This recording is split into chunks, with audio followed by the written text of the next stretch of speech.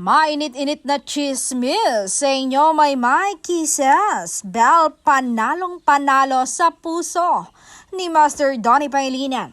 Ang pogi naman talaga ni Donnie Pangilinan, hindi ba? Aba, 3 babae ang nag-aagawan sa kanya kung paniniwalaan ang pantasya ng mga fan. Una nga ay si Kisses de la Vin na 2018 pa lang ay pinupush na ng mga fan na magiging magjowa.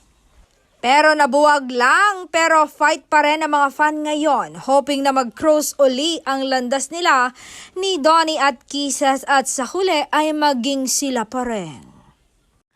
Siyempre, nariyan pa rin ang walang kamatayang chika kina Donnie at Maymay Entrata. Di ba nga panay ang push ng mga fan na si Donnie nga raw ang tunay na jowa ni Maymay.